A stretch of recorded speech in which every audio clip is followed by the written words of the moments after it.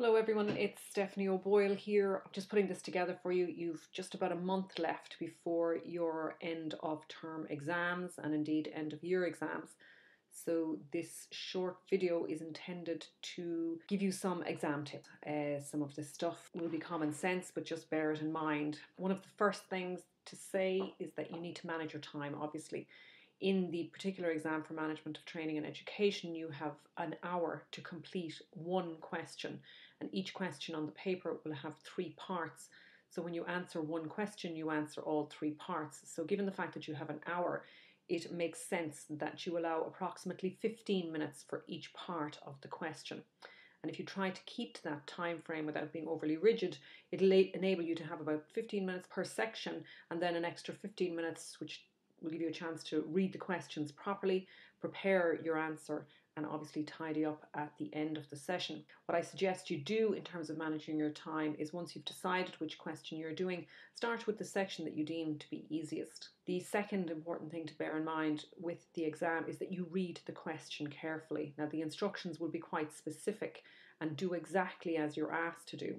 So, for example, if you're instructed to do one of the following, for example, discuss something. Discuss means to write about the topic in detail, taking into account different issues or ideas that are related to what's being asked in the question.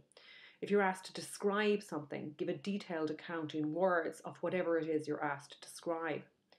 If you're asked to explain something, then explain whatever the topic is clearly by describing it in detail or revealing relevant facts that are connected to that topic. If you're asked to analyse something, then examine the topic methodically and in detail in order to explain and interpret.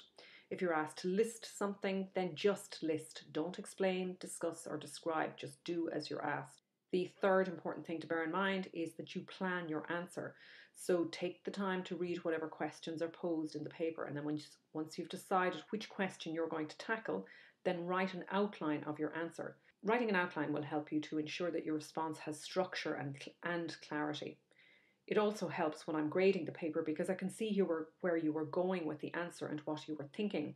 Usually I would suggest that you use the back part of your exam workbook to plan your answer. Just mark it as rough work, if you like, so that, and this just doesn't go obviously for my exam, it goes for any exams, so that the tutor can actually see what you were thinking when you were planning the answer. The fourth point to bear in mind is get to the point immediately. Time is of the essence in an exam, so ensure you get to the point from the very start of your answer and then support your point with evidence as required.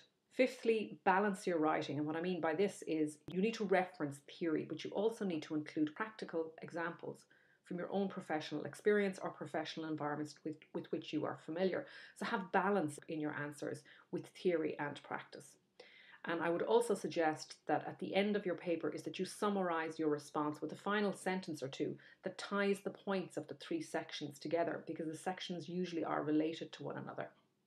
Now, I have included some sample exam papers, or sample exam questions rather, that I've taken from previous exam papers, and I'm only using this to illustrate how you would bring in theory and then connect it to the practical examples that you will be asked to do. So if we take an example here, one question which says strategic planning, leadership and the management of the process of change are important strategic skills.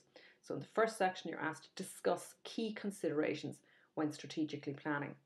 Now, in answering this type of question, it would be expected that you would refer to the 7 elements in strategic planning, so that you would have a discussion around the players, the environment, the mission and vision, values and principles, looking at current situational analysis, priorities and action planning, and then connect the framework that's used in your module content with a practical illustration of it in your professional environment or in an environment with which you are familiar.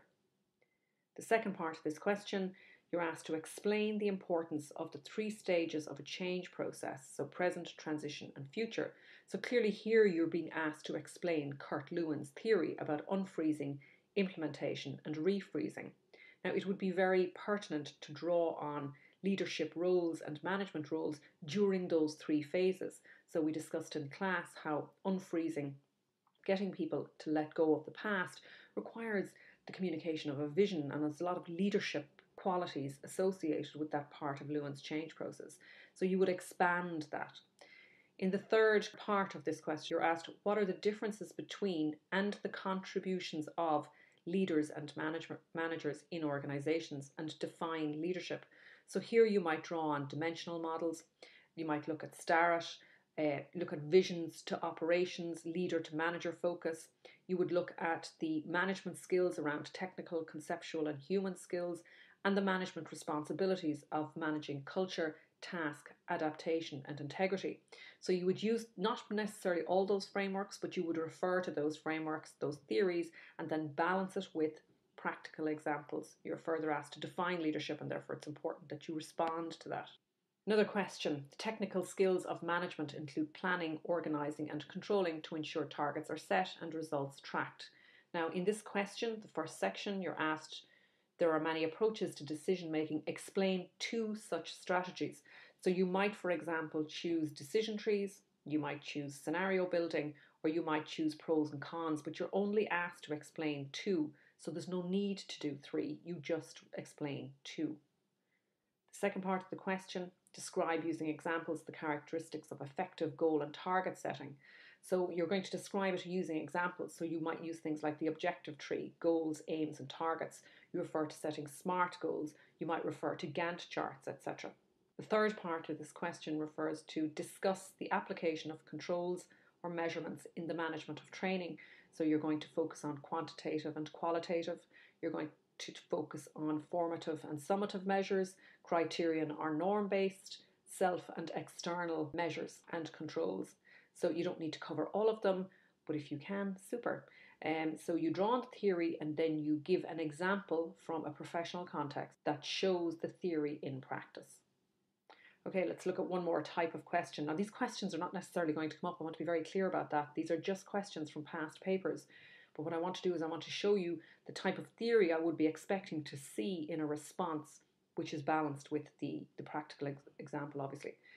So this question, communication, knowing how to interact with people to measure productive professional environment, is a key management skill. Section 1 of the question asks you to draw on your understanding of theories of motivation to discuss how delegation, if used properly, can be a tool for development. So you would draw on theories such as Maslow, Hersey, Hertzberg, Vroom or career anchors. But bear in mind, you're to discuss how delegation, if used properly, can be a tool for development. So you refer to it, the theories of motivation, but then you must focus on what you're actually being asked, which is the delegation element of it. So how is delegation fitting in to those theories, and how would you apply? The second part of that question, there are various models which help to explain human behaviour, one of which is Eric Berne's transactional analysis. Using this and or other models, explain learner behaviour. So you're free to go outside of the course, you're free to look at other theories around learner behaviour. You might, for example, look at Myers-Briggs types indicator, you might look at Enneagrams, or you stay focused on the three ego states, the parent, the adult, the child, and then discuss how the interactions of the ego states can help to explain human behaviour with regard to and in the context of learner behaviour. And then the third part of that question is, how do leaders and managers differ? And here, in terms of the theory and frameworks you might draw from, again, Myers-Briggs type indicators, dimensional models, leadership, followership, vision and action or results. So draw from theories that we covered in class or that are covered in your module workbook or that you've seen outside of the course content as well. And that's it. Planning is everything. You have about a month to go before the exams. Assignments on the whole were very good. There's one or two of you with assignments outstanding. I would urge you to get them in within the next 24 hours. And that's it. If there's anything that springs to mind, feel free to email me or give me a shout and let me know. Otherwise, best of luck and I'll see you at the exam.